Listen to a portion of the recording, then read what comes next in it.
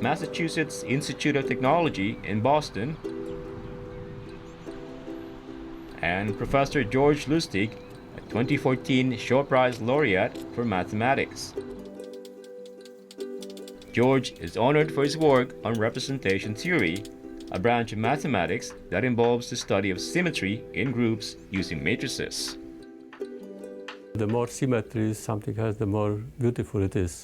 For example, human face is beautiful if it has perfectly symmetric. The symmetries of these icosahedron objects are one such group. They are so complicated that mathematicians view them from many different sides. Take like many X-rays of the group. These X-rays are called representations of the group. Each element of a group is represented by a matrix. The matrices are themselves form a group, and that is better understood than the general group. And so you're trying to understand the general group by representing it by matrices. That's what representation theory is about.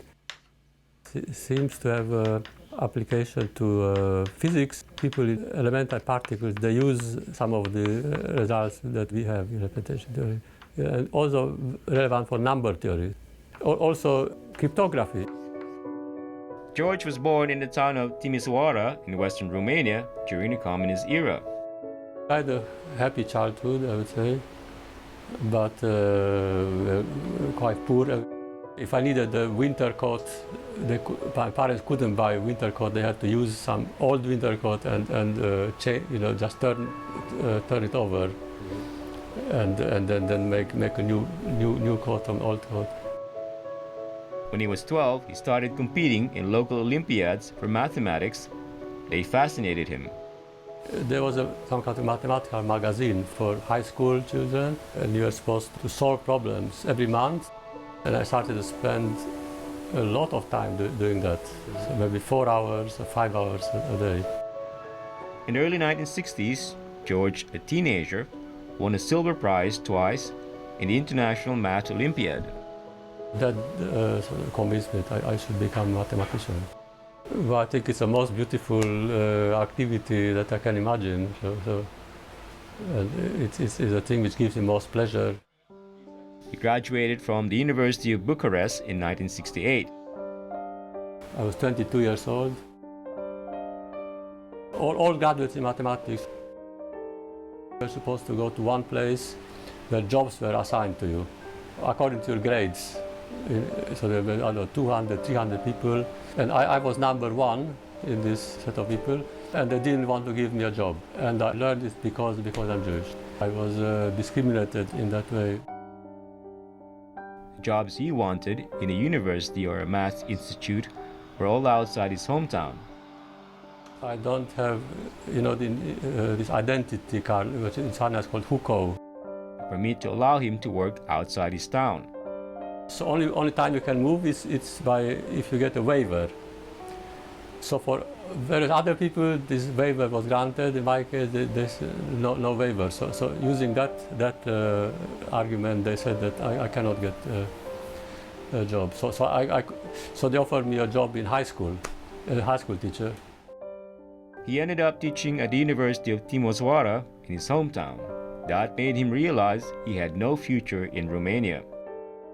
I knew that I have to leave at the first opportunity. In 1969, 1 year after graduation, George was allowed to join a conference in Bonn in Germany.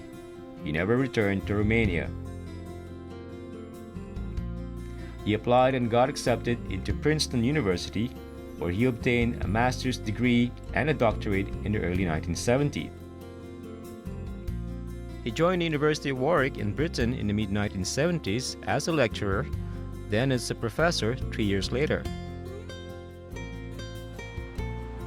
He moved to MIT in 1978. I know that I was convicted of leaving the country illegally, I suppose. And this I know because at some point I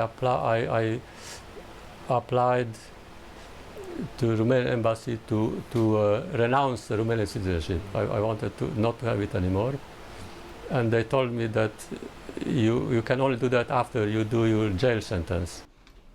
George became a British citizen while working in England.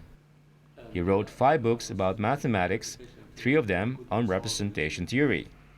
Certainly not for lay people. It's exhausting, it's very, very hard. In particular, this book, I almost got sick, Introduction to Quantum Groups. A book he had written while working on a joint academic paper with a colleague and teaching a class. I was overworked and my health was not good. I thought that maybe if I do yoga, this will be helpful for me, and went to a class and I found indeed that it's very, very helpful. Improved my health, for example. You learn to focus on things. I become vegetarian, that's also part doing yoga. He lives with his wife Gongqin in Boston. He's a nice, you can see through the eyes, he's a nice person and intelligent. Gongqin was born in mainland China. She works as a software developer in MIT and has a doctorate in mathematics. She has some experience how a mathematician thinks. I think it's very difficult for women to marry a mathematician, because mathematicians always think of something else, always a different world. He works at home all the time. I'm fine with that. That's the nature of being a mathematician. You keep thinking problems, sometimes you don't want to actually interrupt. Also, so I was trained as a mathematician also. I know this kind of things.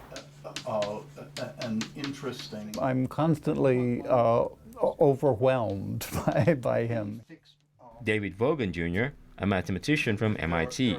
There are a lot of really basic problems in the field which sort of appeared to be impossible to solve, and he solved a lot of them. He just brought completely new ideas in and just changed the way everyone thinks about the field.